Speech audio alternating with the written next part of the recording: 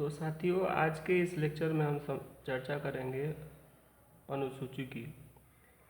संविधान लागू होने के समय भारतीय संविधान में 395 अनुच्छेद, 8 अनुसूचियाँ और 22 भाग शामिल थे। लेकिन यदि हम वर्तमान की बात करें तो वर्तमान भारतीय संविधान में 395 अनुच्छेद, 12 अनुसूचियाँ और 22 भाग शामिल हैं।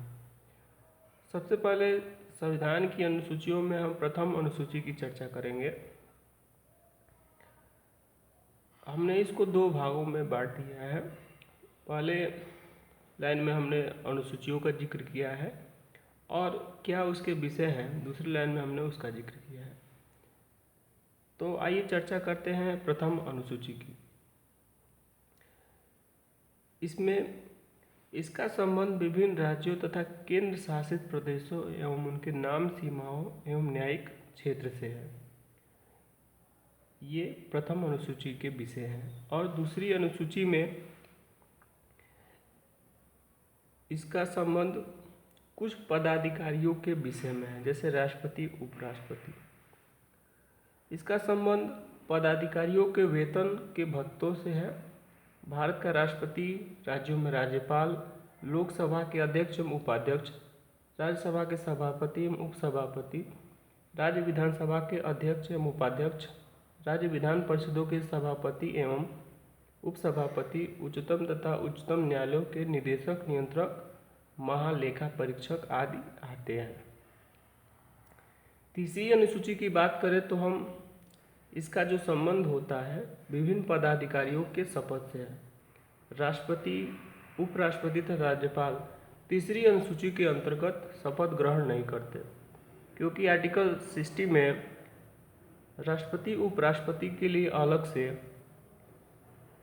आर्टिकल 69 में राज्यपाल के लिए अलग से पद का उपपथ बंद किया गया है। और यदि हम चौथी अनुसूची की बात करें तो इसके अंतर्गत विभिन्न राज्यों एवं केंद्र शासित प्रदेशों के जनसंख्या के अनुपात में राज्यसभा में प्रतिनिधित्व प्रदान किया गया है।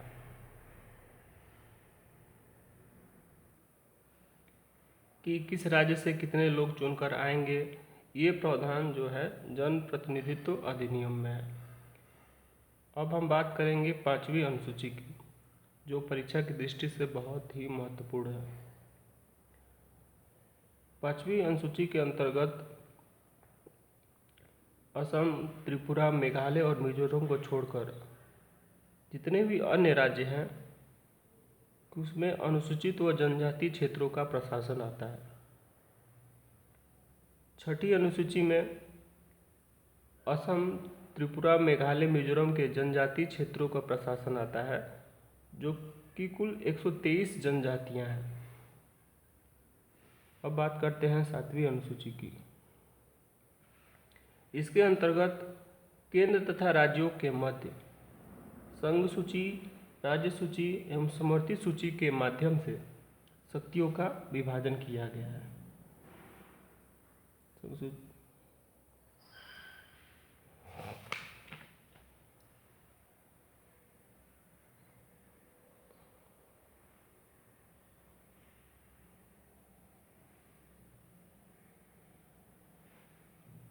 आठवीं अनुसूची।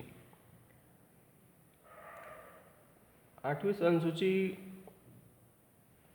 को आर्टिकल 343, 344 के द्वारा जोड़ा गया। और आठवीं अनुसूची बनाने का मुख्य उद्देश्य हिंदी को मजबूत बनाना, देशव्यापी राजकाज की भाषा बनाना और हिंदी को समृद्ध बनाना था। मूल संविधान में 14 भाषाएं हैं, लेकिन वर्तमान समय में 22 भाषाएं जोड़ी गई हैं। प्रारंभ में संविधान के अंतर्गत 14 भाषाओं को तथा वर्तमान में 22 भाषाओं को मान्यता प्रदान की गई है।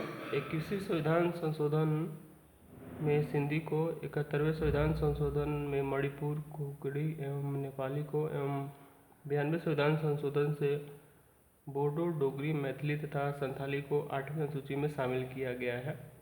भोजपुरी जल्द ही 8वीं अनुसूची में जोड़ी जाने वाली भाषा है। अब हम बात करेंगे नवीं सूची को।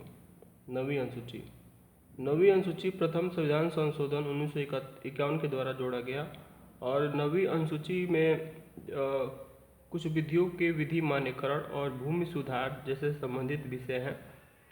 9वीं अनुसूची प्रथम संविधान संशोधन अधिनियम 1951 के माध्यम से 9वीं अनुसूची को संविधान में जोड़ा गया, जिसकी शुरुआत भूमि सुधार जमींदारी प्रथा की समाप्ति से था। प्रारंभ में यह प्रावधान किया गया था कि यदि किसी विषय को विधि के माध्यम से 9वीं अनुसूची के अंतर्गत शामिल कर लिया जाता है तो वह विषय न्यायालय की समीक्षा से परे होगा।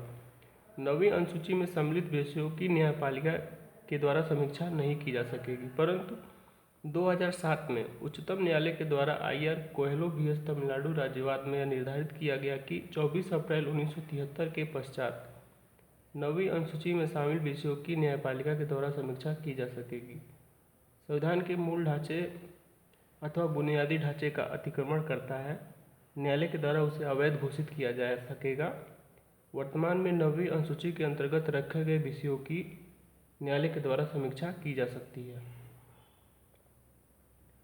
अब बात करते हैं 10वीं अनुसूची की।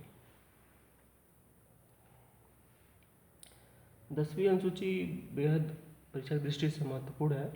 10वीं अनुसूची 92 संविधान संशोधन 1985 के द्वारा लाया गया था, जिसमें दल विरोधी प्रावधान की चर्चा है।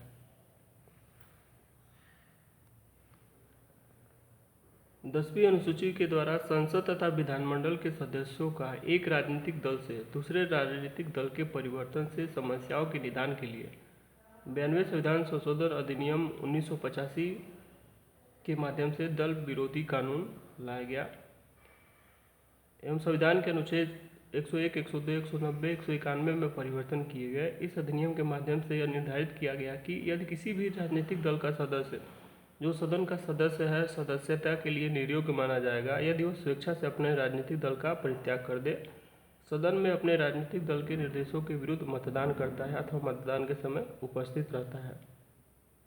कोई भी ऐसा सदस्य जो कि निर्दलीय हो, चुनाव के बाद किसी भी राजनीतिक दल की सदस्यता को ग्रहण कर लिया हो, किसी भी सदन का नामांकित सदस्य अयोग्य हो जाएगा यदि वह सदन में स्थान ग्रहण करने के 6 माह के भीतर किसी भी राजनीतिक दल की सदस्यता को ग्रहण किया है।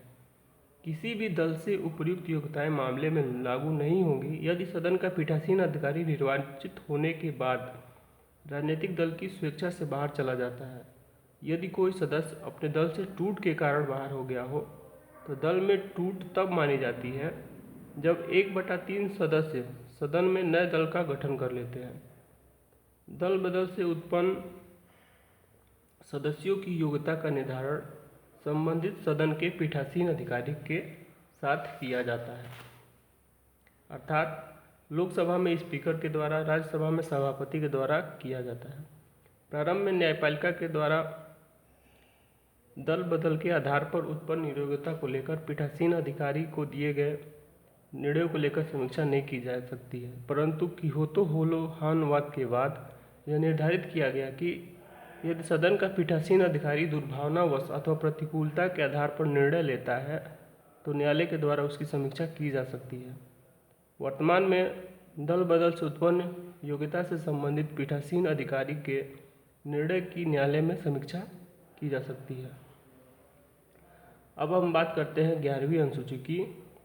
11वीं अनुसूची 73वें संविधान संशोधन अधिनियम 1992 के माध्यम से 11वीं अनुसूची को संविधान में जोड़ा गया, जिसमें पंचायती राज संस्थाओं को मान्यता दी गई एवं इसके अंतर्गत पंचायतों को 29 विषय प्रदान किए गए। और जो अंतिम 12वीं अनुसूची है